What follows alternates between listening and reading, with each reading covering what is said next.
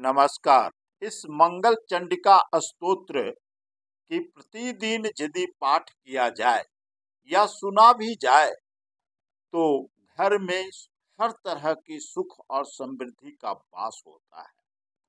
इससे भी ज्यादा महत्वपूर्ण है, यदि कुंडली में मंगल का किसी भी तरह का दोष हो या कुंडली मांगलिक दोष से ग्रसित हो तो 51 दिन तक प्रतिदिन 5 पाठ करने या सुनने मात्र से मंगल दोष का शमन हो जाता है या मंगलिक दोष निष्क्रिय हो जाता है कुंडली के अंदर। तो प्रस्तुत है मंगल चंडिका स्तोत्र का पाठ।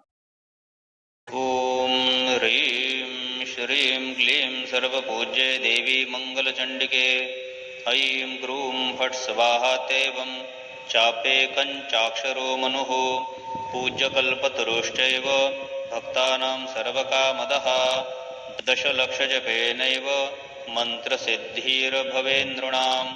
मन्त्रसिद्धिर्भवेत् यस्य स विष्णुः सर्वकामदः।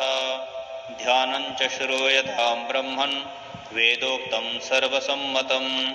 देवीं षोडशवर्षेयां शश्वतुस्थिरयौवनां सर्वरूपगुणाढ्यां च कोमलाङ्गी मनोहरां श्वेतचम्पकवर्णाभां चन्द्रकोटिसमप्रभां वह्निशुद्धां शुकाधानां रत्नभूषणभूषितां बिभ्रतीं कबरीभारं मल्लिका माल्यभूषितं बिम्बोष्टिं सुदतिं शुद्धां शरपद्मनिभाननां ईषद्धासप्रसन्नास्यां सुलिलोत्पललोचनां जगद्धात्रीं च दात्रीं च सर्वेभ्यः सर्वसम्पदां संसारसागरे घोरे पूते रूपां वरां भजे।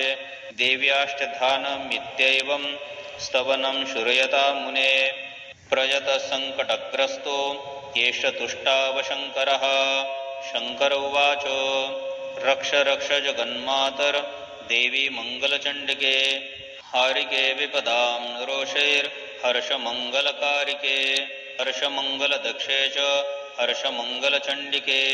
शुभे मङ्गलदक्षे च शुभमङ्गलचण्डिके। मङ्गले मङ्गलार्हे च सर्वमङ्गलमङ्गले। तामन्गदले देवी सर्वेषान् मङ्गलालले। जा मङ्गलवारे च मङ्गलाभीष्टदैवते। जय मङ्गलभूपस्य मनुवंशस्य सन्ततं। मङ्गलाधिष्ठातृदेवी मङ्गलानां च मङ्गले। संसारमङ्गलाधारे मोक्षमङ्गलदायिनी।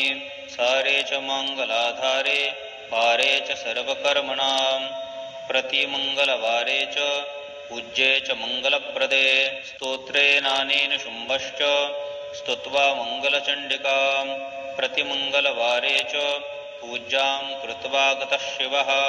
देव्याष्टमङ्गलस्तोत्रं यः शृणोति समाहितः तन्मङ्गलं भवेत् शश्वन्न भवेत् तदमङ्गलम्।